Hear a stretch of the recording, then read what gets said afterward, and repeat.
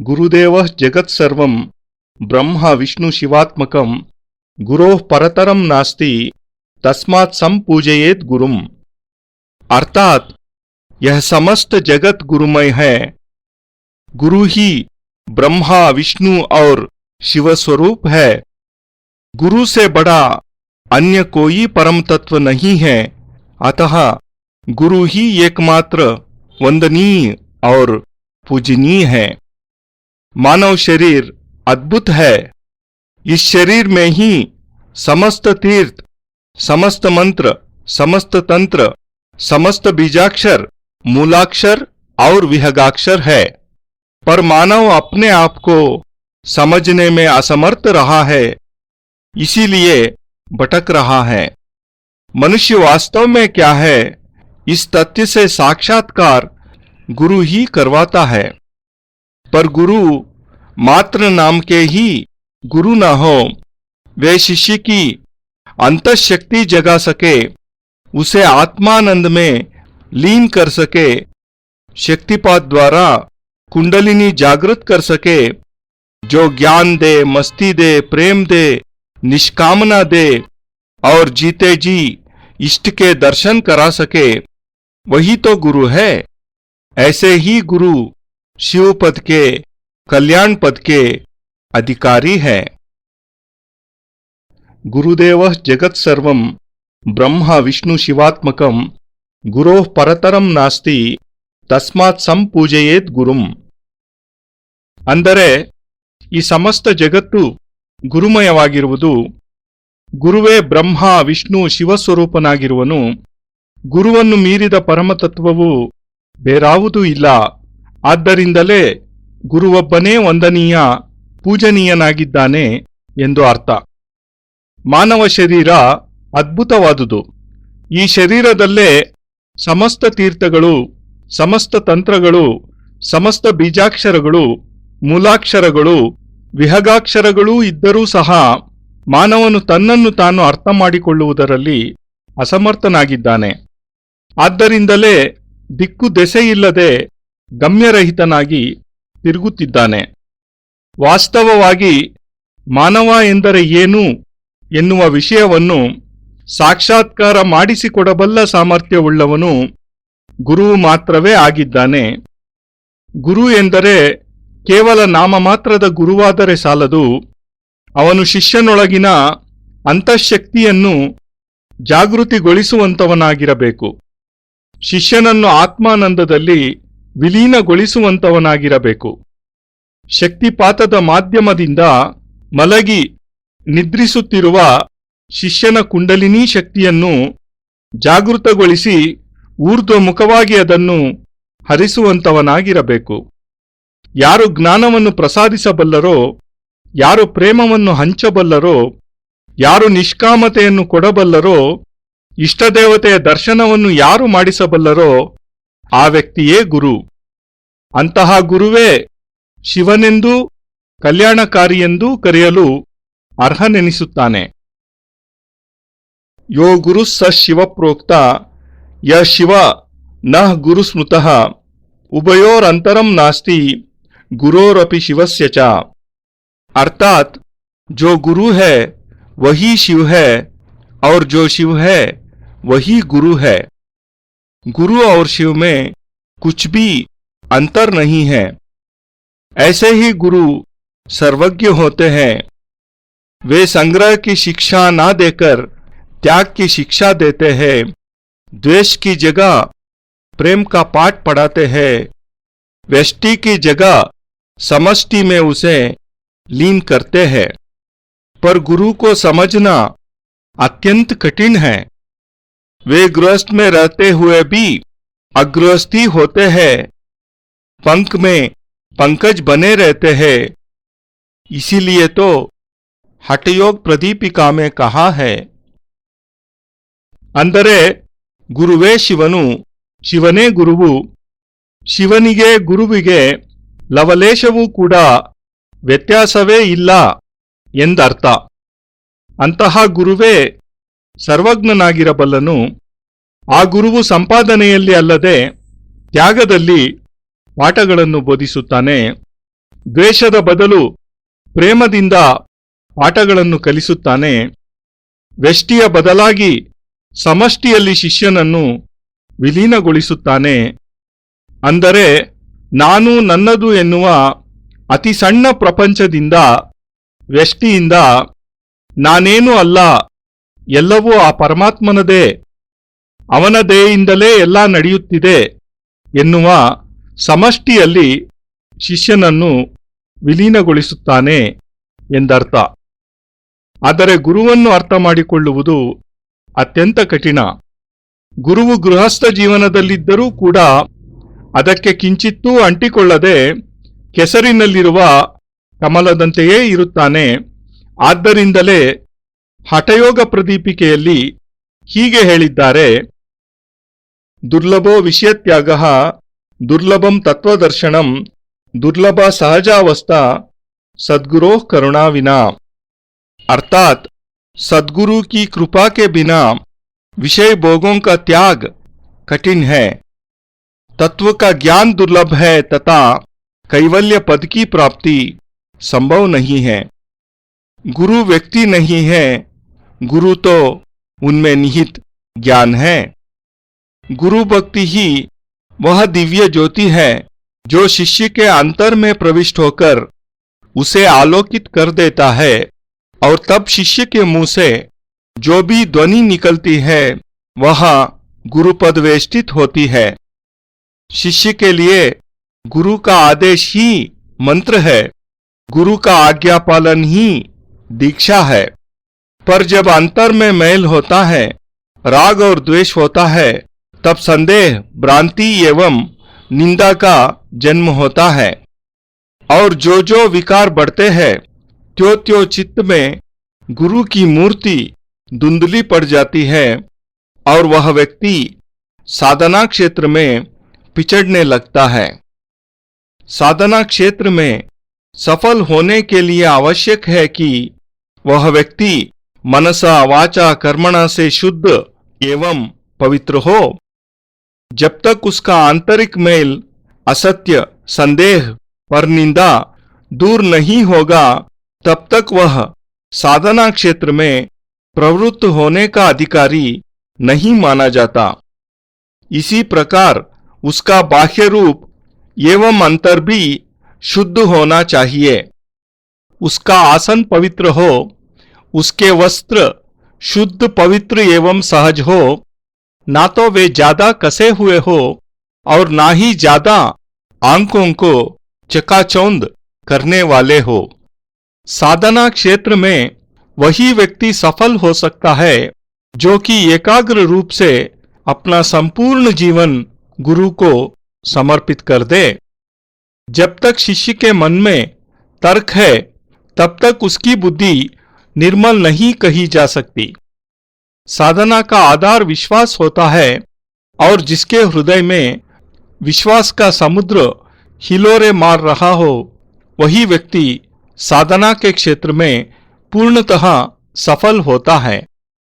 मानव जीवन की सार्थकता तभी कही जा सकती है कि जिस कार्य के निमित्त उसका जन्म हुआ हो, वह अपने उस कार्य को सही प्रकार से संपन्न कर दे।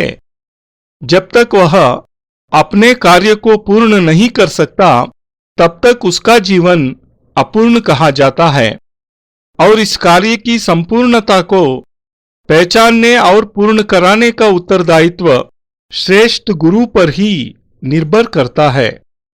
इसीलिए लोकोक्ति है, जिसने श्रेष्ठ गुरु प्राप्त कर लिया उसने पूर्ण जीवन एवं उसकी सार्थकता प्राप्त कर ली। शारदा तिलक में श्रेष्ठ गुरु के विषय में लिखा है, ಅಂದರೆ ಸದ್ಗುರುವಿನ ಕೃಪೆ ಲಭಿಸದೆ ಹೋದರೆ ವಿಷಯ ಭೋಗಗಳನ್ನು ತ್ಯಜಿಸುವುದು ಕಠಿಣವಾಗುತ್ತದೆ, ತತ್ವಜ್ಞಾನವೂ ಲಭಿಸುವುದಿಲ್ಲ, ಕೈವಲ್ಯ ಪದ ಪ್ರಾಪ್ತಿಯೂ ಅಸಂಭವವಾಗುತ್ತದೆ ಎಂದು ಇದರ ಅರ್ಥ. ಗುರುವೆಂದರೆ ಒಬ್ಬ ವ್ಯಕ್ತಿ ಮಾತ್ರವಲ್ಲ, ಆ ವ್ಯಕ್ತಿಯಲ್ಲಿ ಅಂತರ್ನಿಹಿತವಾಗಿರುವ ಜ್ಞಾನ. ಗುರುಭಕ್ತಿ ಎನ್ನುವುದು ಒಂದು ದಿವ್ಯ ಜ್ಯೋತಿ ಇದ್ದಂತೆ. ಅದು ಶಿಷ್ಯನ ಆಂತರ್ಯದಲ್ಲಿ ಸ್ಥಿರವಾಗಿ ನಿಂತು ಗುರುವಿನ ದರ್ಶನವನ್ನು ಮಾಡಿಸುತ್ತದೆ. ಆಗ ಶಿಷ್ಯನ ಬಾಯಿಂದ ಯಾವ ಮಾತೇ ಹೊರಬಂದರೂ ಅದು ಗುರುನಾಮ ಸಂಕಲಿತವಾಗಿಯೇ ಇರುತ್ತದೆ. ಅಂದರೆ ಗುರುವಿನ ಪ್ರೇರಣೆಯಿಂದಲೇ ಆ ಮಾತು ಬಂದಿದೆ ಎಂದರ್ಥ. ಶಿಷ್ಯನಿಗೆ ಗುರುವಿನ ಆದೇಶವೇ ಮಂತ್ರ, ಆಜ್ಞಾಪಾಲನೆಯೇ ದೀಕ್ಷೆ. ಆದರೆ ಮನಸ್ಸಿನಲ್ಲಿ ಮಾಲಿನ್ಯವಿದ್ದಲ್ಲಿ, ರಾಗದ್ವೇಷಗಳು ಇದ್ದಲ್ಲಿ ಅದರಿಂದ ಸಂದೇಹ, ಭ್ರಾಂತಿ, ನಿಂದೆಗಳು ಜನಿಸುತ್ತವೆ, ಉತ್ಪತ್ತಿಯಾಗುತ್ತವೆ. ಈ ಎಲ್ಲ ವಿಕಾರಗಳೂ ಹೆಚ್ಚಾದಾಗ ಮನಸ್ಸಿನಲ್ಲಿರುವ ಗುರುವಿನ ಬಿಂಬ, ಮೂರ್ತಿ ಮಸುಕಾಗುತ್ತಾ ಆ ವ್ಯಕ್ತಿಯು ಸಾಧನಾ ಕ್ಷೇತ್ರದಲ್ಲಿ ಹಿಂದುಳಿದು ಬಿಡುತ್ತಾನೆ. ಸಾಧನಾ ಕ್ಷೇತ್ರದಲ್ಲಿ ಸಫಲನಾಗಬೇಕೆಂದರೆ ಆ ವ್ಯಕ್ತಿ ಮನಸ, ವಾಚ, ಕರ್ಮಣ ಪರಿಶುದ್ಧನಾಗಿಯೂ ಪವಿತ್ರನಾಗಿಯೂ ಇರಬೇಕಾಗುತ್ತದೆ. ಅವನ ಆಂತರ್ಯದಲ್ಲಿನ ಮಾಲಿನ್ಯಗಳು, ಸಂದೇಹ, ಪರನಿಂದೆ ದೂರವಾಗುವವರೆಗೂ ಅವನಿಗೆ ಸಾಧನಾ ಕ್ಷೇತ್ರದಲ್ಲಿ ಪ್ರವೇಶಿಸುವ ಅಧಿಕಾರ ಇರುವುದಿಲ್ಲ. ಆದ್ದರಿಂದ ಅವನ ಬಾಹ್ಯ ಆಂತರಿಕ ಸ್ವರೂಪಗಳೆರಡೂ ಪರಿಶುದ್ಧವಾಗಬೇಕಾಗಿದೆ. ಅವನ ಆಸನ ಪವಿತ್ರವಾಗಿರಬೇಕು. ಅವನ ವಸ್ತ್ರಗಳು ಶುದ್ಧ, ಪವಿತ್ರ, ಸಹಜವಾಗಿರಬೇಕು. ಅವು ಅತಿಯಾಗಿ ಮಾಸಿ ಜೀರ್ಣವಾಗಿರಬಾರದು. ಅಂತೆಯೇ ಮಿರಿಮಿರಿ ಮಿಂಚುತ್ತಾ ಕಣ್ಣು ಕೋರೈಸುವಂತೆಯೂ ಇರಬಾರದು. ತನ್ನ ಸಂಪೂರ್ಣ ಜೀವನವನ್ನು ಗುರುವಿಗೆ ಸಮರ್ಪಿಸಿದ ವ್ಯಕ್ತಿ ಮಾತ್ರವೇ ಸಾಧನಾ ಕ್ಷೇತ್ರದಲ್ಲಿ ಸಫಲನಾಗಬಲ್ಲ. ಶಿಷ್ಯನ ಮನಸ್ಸಿನಲ್ಲಿ ತರ್ಕ ಇರುವವರೆಗೂ, ಇರುವಷ್ಟು ಕಾಲವೂ ಅವನ ಬುದ್ಧಿ ನಿರ್ಮಲವಾಗಲಾರದು. ಸಾಧನೆಗೆ ಆಧಾರ ವಿಶ್ವಾಸವೇ. ಯಾರ ಹೃದಯದಲ್ಲಿ ವಿಶ್ವಾಸವೆಂಬ ಸಮುದ್ರ ಉಕ್ಕಿ ಹರಿಯುತ್ತಿರುತ್ತದೋ ಆ ವ್ಯಕ್ತಿಯು ಸಾಧನಾ ಕ್ಷೇತ್ರದಲ್ಲಿ ಪರಿಪೂರ್ಣನಾಗಿ ಸಫಲನಾಗುತ್ತಾನೆ. ಮಾನವನು ಯಾವ ಕಾರ್ಯಕ್ಕಾಗಿ ಜನ್ಮ ತಾಳಿರುವನೋ ಆ ಕಾರ್ಯವನ್ನು ಸರಿಯಾಗಿ ನೆರವೇರಿಸಿದಾಗಲೇ ಅವನ ಜೀವನ ಸಾರ್ಥಕವಾದಂತೆ ಲೆಕ್ಕ. ಆ ಕಾರ್ಯವನ್ನು ಪೂರ್ಣವಾಗಿ ಮಾಡಿ ಮುಗಿಸದವರೆಗೂ ಅವನ ಜೀವನ ಅಸಂಪೂರ್ಣವೆಂದೇ ಹೇಳಬಹುದು. ಆ ಕಾರ್ಯ ಯಾವುದೋ ಅದನ್ನು ಗುರುತಿಸಿ ಶಿಷ್ಯನಿಂದ ಅದನ್ನು ಪೂರ್ತಿಗೊಳಿಸುವ ಬಾಧ್ಯತೆ ಶ್ರೇಷ್ಠನಾದ ಗುರುವಿನ ಮೇಲೆಯೇ ಇರುತ್ತದೆ. ಆದ್ದರಿಂದ ಶ್ರೇಷ್ಠ ಗುರುವನ್ನು ಹೊಂದಿದವರಿಗೆ ಪರಿಪೂರ್ಣ ಜೀವನ ಮತ್ತು ಅದರ ಸಾರ್ಥಕತೆ ಲಭಿಸುತ್ತದೆ ಎಂದು ಲೋಕೋಕ್ತಿ ಇದೆ. ಶಾರದಾ ತಿಲಕದಲ್ಲಿ ಶ್ರೇಷ್ಠವಾದ ಗುರುವಿನ ಬಗ್ಗೆ ಹೀಗೆ ಬರೆದಿದ್ದಾರೆ: ಮಾತೃತ ಪಿತೃತ ಶುದ್ಧ ಶುದ್ಧಭಾವೋ ಜಿತೇಂದ್ರಿಯ ಸರ್ವಾಗಮಾನಾಂ ಸಾರಜ್ಞ ಸರ್ವಶಾಸ್ತ್ರಾರ್ಥತತ್ವವಿತ್ ಪರೋಪಕಾರ ನಿರತೋ ಜಪ ಪೂಜಾದಿ ತತ್ಪರಃ ಅಮೋಘವಚನ ಶಾಂತೋ ವೇದ ವೇದಾರ್ಥಪಾರಗ ಯೋಗ ಮಾರ್ಗಾನುಸಂಧಾಯಿ ದೇವತಾ ಹೃದಯಂಗಮ इत्यादि गुण संपन्नो गुरु सएव सम्मतः। अर्थात श्रेष्ठ गुरु वही कहा जा सकता है जो मातृकुल एवं पितृकुल से पवित्र होता है तथा नित्य ही उसके चित्त में समन्वय भाव का सागर लहराता हो। वह इंद्रियों पर पूर्ण रूप से विजय प्राप्त करने वाला, सभी आगम ग्रंथों का ज्ञाता एवं समस्त शास्त्रों का जानने वाला हो। सफल गुरु वही कहा जा सकता है जो हर क्षण दूसरों की भलाई में निरत रहे, जब पूजा ध्यान में दक्ष हो, उसके वचन अमोघ एवं सिद्ध हो, शांत प्रकृति हो तथा वेदों के मर्म का जानने वाला हो, योग मार्ग का अनुसंधान करने वाला, देवताओं को प्रिय तथा आगम निगम में निष्णात हो। ऐसा ही व्यक्ति सही अर्थों में गुरु कहलाने का अधिकारी होता है। जहाँ गुरु के लिए इतने बंधन एवं मर्यादाएं रखी है, वही शिष्य योग्य शिष्य के लिए भी कुछ नियम उपनियम रखे हैं, जिनकी कसौटी पर खरा उतरने पर ही वह सही अर्थों में शिष्य कहलाने का गौरव पा सकता है। ತಾಯಿ ತಂದೆಯರ ವಂಶಗಳ ಕಡೆಯಿಂದ ಪವಿತ್ರನಾದವನು ಹೃದಯದಲ್ಲಿ ನಿರಂತರವೂ ಸಮುದ್ರದೋಪಾದಿಯಲ್ಲಿ ಉಕ್ಕುತ್ತಿರುವ ಸಮನ್ವಯ ಭಾವ ಹೊಂದಿದವನು, ಇಂದ್ರಿಯಗಳನ್ನು ಪೂರ್ಣವಾಗಿ ಜಯಿಸಿದವನು, ಸಮಸ್ತ ಆಗಮ ಗ್ರಂಥಗಳನ್ನು ತಿಳಿದವನು, ಸಮಸ್ತ ಶಾಸ್ತ್ರಗಳಲ್ಲೂ ಪಾರಂಗತನಾದವನು, ಪ್ರತಿಕ್ಷಣವೂ ಇತರರಿಗೆ ಒಳಿತನ್ನೇ ಮಾಡುವವನು, ಜಪ ಪೂಜೆ ಧ್ಯಾನಗಳಲ್ಲಿ ದಕ್ಷತೆಯನ್ನು ಹೊಂದಿದವನು, ಅಮೋಘವಾದ ವಾಕ್ಸಿದ್ಧಿಯನ್ನು ಪಡೆದವನು, ಶಾಂತ ಸ್ವಭಾವವುಳ್ಳವನು, ಎಲ್ಲಾ ವೇದಗಳ ರಹಸ್ಯಗಳನ್ನೂ ತಿಳಿದವನು, ಯೋಗ ಮಾರ್ಗದಲ್ಲಿ ಪ್ರವೃತ್ತನಾಗಿರುವವನು, ದೇವತೆಗಳಿಗೆ ಪ್ರಿಯನಾಗಿರುವವನು, ನಿಗಮಾಗಮಗಳಲ್ಲಿ ನಿಷ್ಣಾತನಾಗಿರುವ ವ್ಯಕ್ತಿಯು ಮಾತ್ರವೇ ಗುರುವೆಂದೆನಿಸಿಕೊಳ್ಳಲು ಅಧಿಕಾರ ಹೊಂದಿರುತ್ತಾನೆ ಎಂದು ಅರ್ಥ.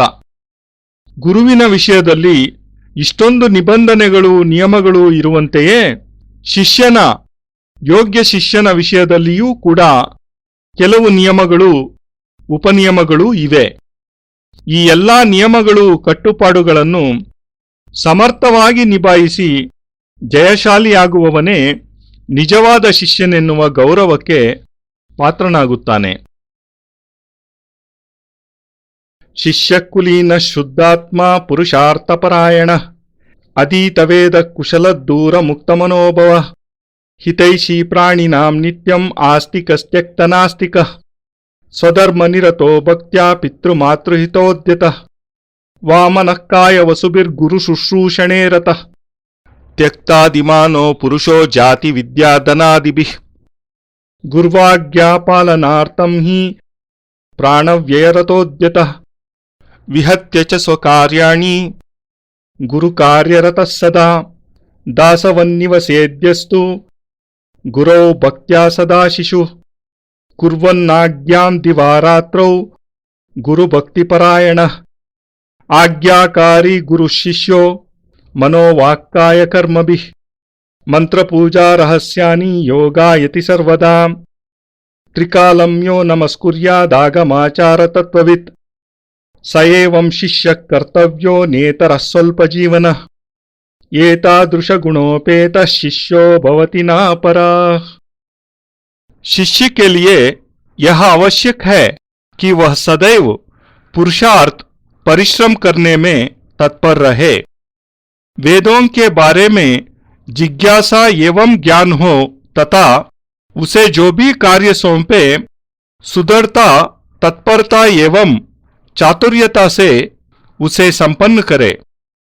इसके साथ ही इस बात की शिष्य में नितांत आवश्यकता है कि वह काम वासना से दूर हो तथा काम क्रोध व लोभ जैसे दुर्गुणों को अपने से काफी दूर रखता हो।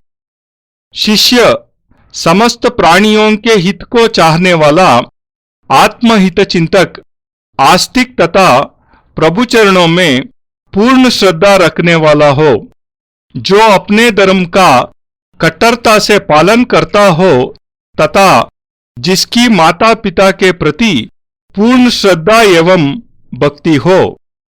योग्य शिष्य की पहली और आखिरी कसौटी यह है कि वह गुरु के प्रति घमंड प्रदर्शित न करे। जाति कुल या धन की वजह से गुरु से अपने को सर्वोपरि ना समझे तथा स्वयं के शरीर से, मन से तथा धन से गुरु के प्रति पूर्ण समर्पित भाव हो। त्वदीयं वस्तु गोविंदा तुभ्यमेवं समर्पयेत की भावना उसके विचारों में हो। शिष्य पद का वही अधिकारी हो सकता है जो अपने गुरु की आज्ञा को प्राण समर्पित करके भी पूर्ण करे, परंतु फिर भी मन में किसी प्रकार का दर्प या घमंड न आवे। अपने कार्यों का भी विहनन कर गुरु के कार्यों को पूर्ण करे। गुरु के पास नित्य दासवत विनम्र रहकर सीखने को उद्यत रहे, जिसका व्यवहार शिशुवत हो तथा दिन रात गुरुहित में ही सचेष्ट रहे। मन, वाणी एवं कर्म से गुरु की आज्ञा का पालन करे तथा नित्य गुरु के चरणों में बैठकर वे जो भी सिखावे उसे श्रद्धापूर्वक स्वीकार कर मनन करे। शिष्य के लिए यह भी आवश्यक है कि वह गुरुमुख से प्राप्त रहस्यों को गोपन रखे और बिना गुरु की आज्ञा के उसे उजागर न करे। इस प्रकार के गुणों से संयुक्त हो वह सच्चा शिष्य पद प्राप्त करने का अधिकारी होता है। ಶಿಷ್ಯನು ನಿರಂತರವಾಗಿ ಪುರುಷಾರ್ಥ ಸಾಧನೆಯಲ್ಲಿ ಪರಿಶ್ರಮದಲ್ಲಿ ನಿಮಗ್ನನಾಗಿರಬೇಕು. ವೇದಗಳ ವಿಷಯದಲ್ಲಿ ಜಿಜ್ಞಾಸೆ, ಜ್ಞಾನ ಹೊಂದಿರಬೇಕು. ಗುರುವು ನಿರ್ದೇಶಿಸಿದ ಕಾರ್ಯಗಳನ್ನು ಏಕಾಗ್ರತೆಯಿಂದ ಚಾತುರ್ಯದೊಂದಿಗೆ ಪೂರ್ಣಗೊಳಿಸಬೇಕು.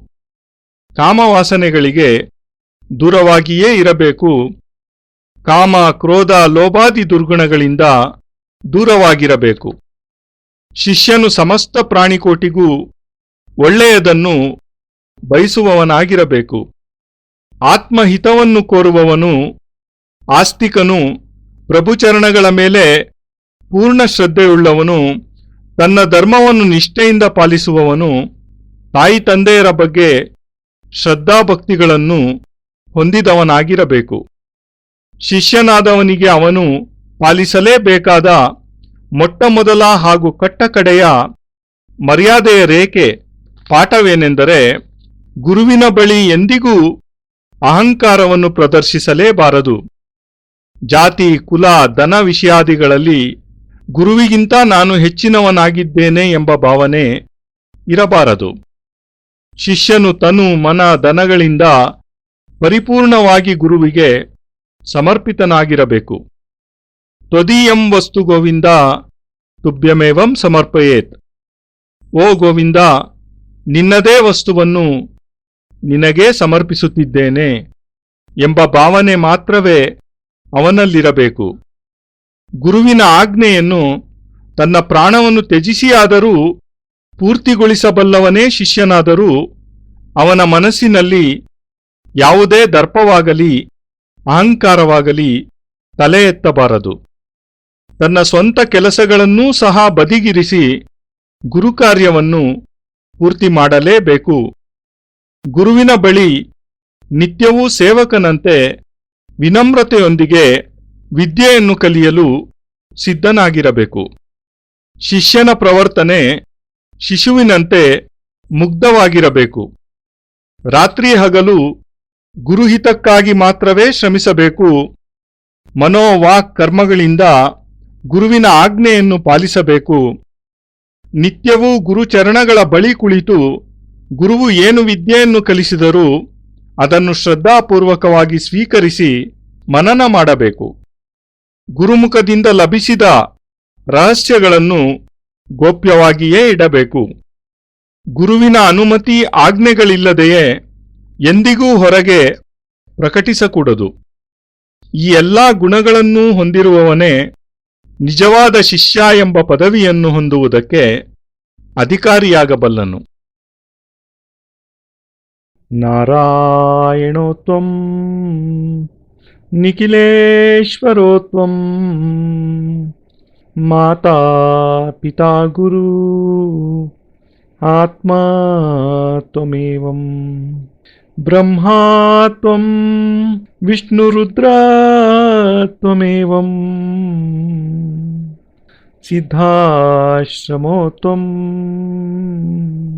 ಗುರುವಂ ಪ್ರಣಮ್ಯಂ ತ್ವಮೇವ ಮಾತಾ ಚ ಪಿತಾ ತ್ವಮೇವ